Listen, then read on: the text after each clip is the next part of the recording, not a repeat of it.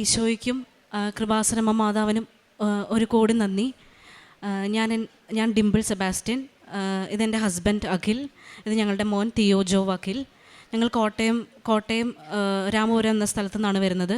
ഇതിൻ്റെ ഈ saint Antony's ചർച്ചിൽ നിന്നാണ് വരുന്നത്. ഇതിൻ്റെ മൂന്നാമത്തെ ഈ അൾത്താരയിൽ, ദിവ്യമായ അൾത്താരയിൽ നിന്നിട്ടുള്ള എൻ്റെ മൂന്നാമത്തെ സാക്ഷിയാണ്. ഇതിന് എൻ്റെ അമ്മയുടെ പ്രത്യക്ഷത്തിൻ്റെ സ്ഥിരം സാക്ഷിയാക്കി ഉയർത്തിന് ഒരുപാട് നന്ദി പറയുന്നു.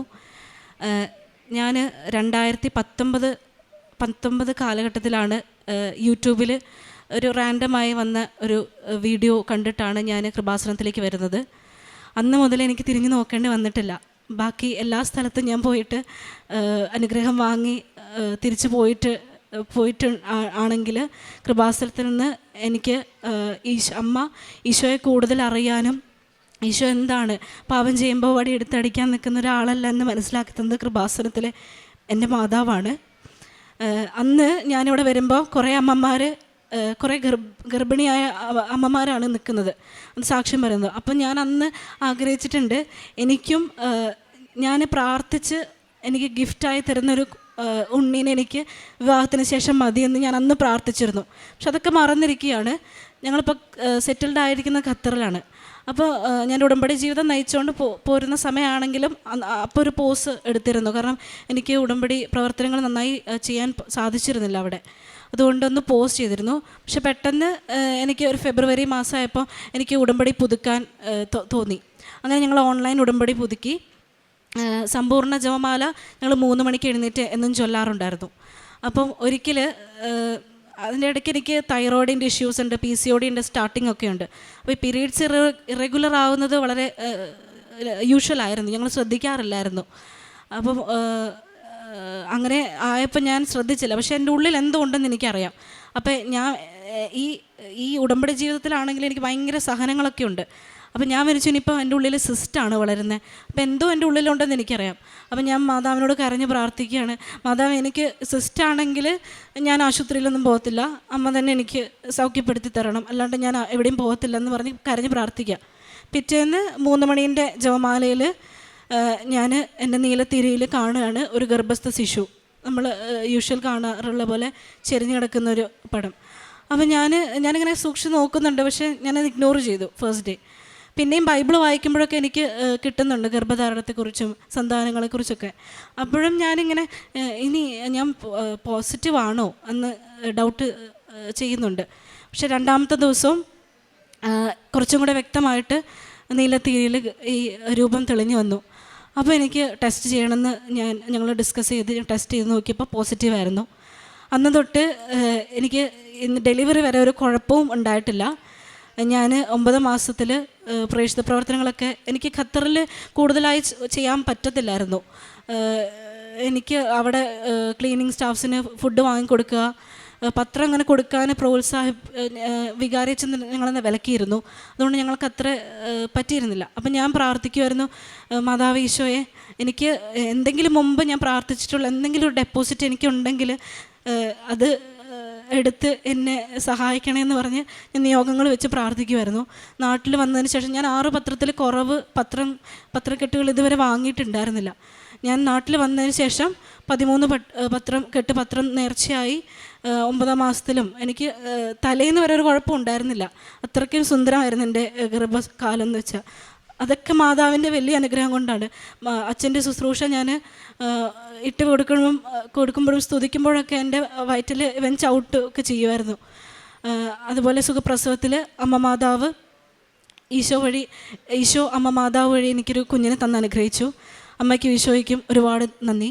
അതുപോലെ എൻ്റെ ഹസ്ബൻഡിൻ്റെ ജോലി സ്ഥലത്ത് വലിയ പ്രതിസന്ധികൾ നടന്നുകൊണ്ടിരിക്കുകയായിരുന്നു. അപ്പോൾ ഫിനാൻഷ്യലി ഞങ്ങൾ ഒത്തിരി കഷ്ടപ്പെട്ടു. ഞങ്ങളുടെ ഫാമിലിക്ക് പോലും ചിലപ്പോൾ അറിയത്തില്ല ഞങ്ങൾ എത്ര കഷ്ടപ്പെട്ടെന്ന്. ഞങ്ങളുടെ മാരേജ് ജസ്റ്റ് കഴിഞ്ഞ സമയം. അപ്പം ആരോടും പറയാനൊന്നുമില്ലായിരുന്നു. ഞങ്ങൾ ദിവ്യകാരുണ്യത്തിന് മുമ്പിൽ പോയിരുന്ന് മുട്ടുകുത്തി പ്രാർത്ഥിക്കുമായിരുന്നു. ഞങ്ങൾക്ക് 1.5 വർഷത്തിന് മുകളിൽ കിട്ടാനുള്ള ഇവിടെ നല്ലൊരു തുക ഞങ്ങൾക്ക് കിട്ടാനുണ്ടായിരുന്നു. ഹസ്ബൻഡിന് ബിസിനസ്സും ഉണ്ടായിരുന്നു. അതിൽ നിന്ന് കിട്ടാനുള്ള നല്ലൊരു തുക 1.5 വർഷമായിട്ട്, അത് ഖത്തറിലെ ഏറ്റവും വലിയ കമ്പനിയാണ്. ഞങ്ങൾക്കൊന്നും മുട്ടാനോ ഞങ്ങൾക്ക് ചോദിക്കാമെന്നല്ലാതെ ഞങ്ങൾക്ക് വേറെ ഓപ്ഷൻ ഇല്ല. ഞങ്ങളങ്ങനെ ഉടമ്പടിയിൽ വെച്ച് പ്രാർത്ഥിച്ച് കുറച്ച് ദിവസത്തിനുള്ളിൽ തന്നെ അത്ഭുതം അവർ തന്നെ ഇങ്ങോട്ട് വിളിച്ച് ചെക്ക് ഇട്ടോളൂ എന്ന് പറഞ്ഞ് ഞങ്ങൾക്കത് അതുപോലെ എല്ലാം അതിന് ശേഷം ഉടമ്പടിയിൽ വെച്ചതിന് ശേഷം ബിസിനസ് ഞങ്ങൾക്ക് ഫിനാൻഷ്യൽ പ്രോബ്ലം പതിയെ മാറാൻ തുടങ്ങി. ഇന്ന് വരെ ഞങ്ങൾ ഏത് വർക്കിന് പോകുന്നതിന് മുമ്പും ഉപ്പും തൈലമൊക്കെ അവിടെ ഇട്ട് പ്രാർത്ഥിച്ച് ഒരുങ്ങിയാണ് പോവാറ്. അതുപോലെ തന്നെ പ്രേക്ഷിത പ്രവർത്തനങ്ങളായി ഞാൻ ചെയ്തുകൊണ്ടിരുന്നത്. ഇതുപോലെ തന്നെ രോഗികൾക്ക് ഫുഡ് ഉണ്ടാക്കി ഞാൻ കൊടുക്കുമായിരുന്നു. ഹോസ്പിറ്റലിൽ തോറും വഴിയിടലും ബസ് സ്റ്റാൻഡുകളിലും എല്ലാം ഞാനും എൻ്റെ മമ്മിയും കൂടെ പോയിട്ടായിരുന്നു ചെയ്തുകൊണ്ടിരുന്നത്. പിന്നെ പത്രങ്ങൾ 10-13 കെട്ടുകളൊക്കെ ഞങ്ങൾ വാങ്ങി ഓട്ടോ സ്റ്റാൻഡുകളിലും വഴിയോരങ്ങളിലൊക്കെ കൊടുക്കുമായിരുന്നു. ഒത്തിരി അവഹേളനങ്ങളും ഞങ്ങൾ ആട്ടി വിട്ടിട്ടുണ്ട് കുറേ വീടുകളിൽ ചെല്ലുമ്പോൾ. പക്ഷെ അതൊക്കെ അപ്പോഴൊക്കെ എൻ്റെ ഉള്ളിൽ സന്തോഷമാണ്. കാരണം എനിക്കറിയാം അതൊക്കെ നല്ലതിനായിരിക്കുമെന്ന്. ഇതിനെല്ലാം എത്ര ചെറിയ ചെറിയ അനുഗ്രഹങ്ങൾ പറഞ്ഞാൽ തീരത്തില്ല. അതുപോലെയാണ് മാതാവ് ഞങ്ങളെ അനുഗ്രഹിച്ച് മാറ്റിയിരിക്കുന്നത്. ഇപ്പം ഞങ്ങൾ ഒരുമിച്ച് എൻ്റെ വിവാഹം വരെയുള്ള സാക്ഷ്യം ഞാൻ പറഞ്ഞതാണ്. ഞാൻ പ്രാർത്ഥിച്ച് എനിക്ക് തന്ന ജീവിത പങ്കാളിയാണ് എൻ്റെ ഇപ്പോൾ കൂടെയുള്ളത്. അപ്പോൾ ഇതിനെല്ലാം ഈശോയ്ക്കും മാതാവിനും ഒരുപാട് നന്ദി. ഒപ്പം ഞാൻ തൈലം ഞങ്ങളുടെ വിവാഹം കഴിയുന്നതിന് മുമ്പ് ഉറപ്പിച്ച അപ്പം മുതൽ തന്നെ എൻ്റെ വയറിൽ കുരിശ് വരച്ചും പ്രാർത്ഥിക്കുമായിരുന്നു. ഞങ്ങൾ നന്നായി ഒരുങ്ങിയിട്ടായിരുന്നു ഇതിലേക്ക് എൻ്റെ മോന് വേണ്ടി പ്ലാൻ ചെയ്തത്. അപ്പോൾ ഈശോയുടെ ഇഷ്ടം നിറവേറാൻ വേണ്ടി ഞങ്ങൾ പ്രാർത്ഥിച്ചു. അതുപോലെ നടക്കുന്നുണ്ട്. ഇപ്പോഴും ഒത്തിരി സഹനങ്ങളുണ്ടെങ്കിലും ഈശോ ഒരു കൃപ തന്നിട്ടുണ്ട് സഹിക്കാനും. എല്ലാം ഈശോ അറിയാതെ ഒന്നും സംഭവിക്കില്ല എന്നൊരു ബോധ്യമാണ് ഞങ്ങൾക്കുള്ളത്. ഈശോയ്ക്കും അമ്മ മാതാവിനും കൃപാസന അമ്മ മാതാവിനും ഒരുപാട് നന്ദി. കർത്താവേ, ഞാൻ പൂർണ്ണ ഹൃദയത്തോടെ അങ്ങയ്ക്ക് നന്ദി പറയുന്നു. ദേവന്മാരുടെ മുൻപിൽ ഞാൻ അങ്ങയെ പാടി പുകഴ്ത്തും. സങ്കീർത്തനം 138 1-ാം വചനമാണ്. ഹൃദയത്തിൻ്റെ ഉള്ളിൽ നിന്ന് വരുന്ന ഒരു വാക്കാണ് നന്ദി. ദൈവത്തോടുള്ള ആഴമുള്ള സ്നേഹവും ഭക്തിയുമാണ് ദാവീദിൻ്റെ ഈ വചനത്തിലൂടെ നമുക്ക് മനസ്സിലാകുന്നത്. പൂർണ്ണ ഹൃദയത്തോടെ അങ്ങേക്ക് നന്ദി പറയുന്നു. ദേവന്മാരുടെ മുമ്പിൽ ഞാൻ അങ്ങയെ പാടി പുകഴ്ത്തുമെന്ന്. നമുക്ക് ദൈവത്തോട് നന്ദി പറയുമ്പോൾ വെറും വാക്കല്ല, പൂർണ്ണമായ ആത്മാർത്ഥതയോടെയും ഹൃദയത്തോടെയുമാണ്. ജീവിതത്തിലെ എല്ലാ അനുഗ്രഹങ്ങൾക്കും നമുക്ക് നന്ദിയുള്ളവരാണ്. ഏത് സാഹചര്യത്തിലായാലും മറ്റുള്ളവരെന്ത് വിചാരിച്ചാലും ദൈവത്തെ മഹത്വപ്പെടുത്തണം, അവിടുത്തെ സ്തുതിക്കണം. അതിനുള്ള ധൈര്യമാണ് നമുക്ക് വേണ്ടത്. ഡിംപിൾ സെബാസ്റ്റ്യൻ എന്ന മകളുടെ 3ാമത്തെ സാക്ഷ്യമാണിത്. ഈശോയ്ക്ക് എത്ര നന്ദി പറഞ്ഞാലും, ഈശോയ്ക്കും അമ്മയ്ക്കും എത്ര നന്ദി പറഞ്ഞാലും തികയില്ല എന്നാണ് ഈ മകൾ വീണ്ടും വീണ്ടും പറഞ്ഞത്. ഈശോയും അമ്മയും ഇടപെട്ട് ഓരോ കാര്യങ്ങൾ ഉടമ്പടി ജീവിതത്തിൽ ഇവിടെ കുടുംബ ജീവിതത്തിൽ ഈശോയും അമ്മയും ഇടപെട്ട് മുന്നോട്ട് നയിക്കുന്നതായിട്ടാണ് ഈ മകളുടെ സാക്ഷ്യം. ആദ്യം പീരിയഡ് ഇറഗുലർ ആയിരുന്നു, തൈറോയിഡ് ഉണ്ട്, PCOD ഇഷ്യൂസ് ഉണ്ട്. ഇതെല്ലാം ആയിരുന്നിട്ടും ഈ മക്കൾക്ക് ഒരു നല്ലൊരു കുഞ്ഞിനെ നൽകിയാണ് ഈശോയും അമ്മയും അനുഗ്രഹിച്ചത്.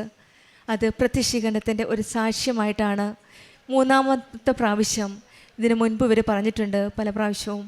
പക്ഷെങ്കിൽ ഇന്ന് ഇവിടെ വന്നിരിക്കുന്ന ഈ കുഞ്ഞിനുമായിട്ട് വന്നിരിക്കുന്നത് ഓരോ പ്രശ്നങ്ങളിൽ കൂടി പ്രതിസന്ധികളിൽ കൂടെ പോയിരുന്നാലും കടന്നു പോയാലും ഈശോയുടെ അമ്മയുടെ സാന്നിധ്യം കൂടെയുണ്ട്.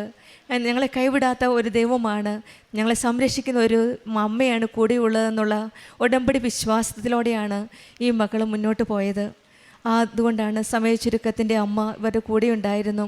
ഒരു കുഞ്ഞിനെ നൽകി ഇവരെ അനുഗ്രഹിക്കുകയും പറ്റില്ല എന്ന സ്ഥലത്ത് പല ഇഷ്യൂസ് ഉണ്ടായിട്ടും ആ പ്രശ്നങ്ങളെല്ലാം മറികടന്ന് ഇവർക്കൊരു കുട്ടിയെ നൽകി അനുഗ്രഹിക്കുകയും ചെയ്തത്. ജോലിയിൽ ഒത്തിരി പ്രതിസന്ധികളുണ്ടായിരുന്നു.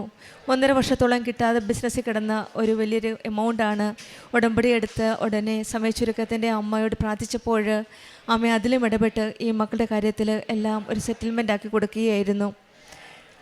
ഓരോ മക്കളും പൂർണ്ണ ഹൃദയത്തോടെ വിശ്വാസത്തിലുപരി വിശ്വസ്തതയാണ്, ആത്മാർത്ഥതയാണ് ഈശോ നമ്മിൽ നിന്ന് ആഗ്രഹിക്കുന്നത്.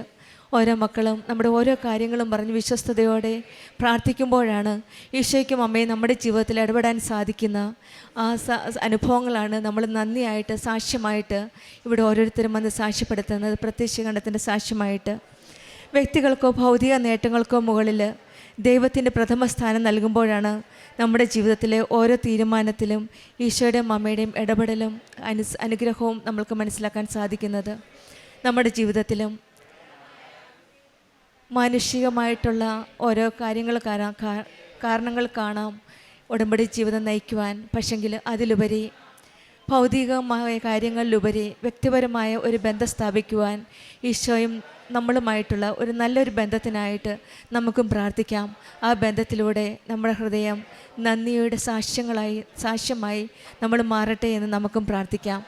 ഡിംപിൾ സെബാസ്റ്റ്യനും കുടുംബത്തിനും ലഭിച്ച ഈ വലിയ അനുഗ്രഹത്തിന് നമുക്ക് കരങ്ങളടിച്ച് ദൈവത്തെ മഹത്വപ്പെടുത്താം.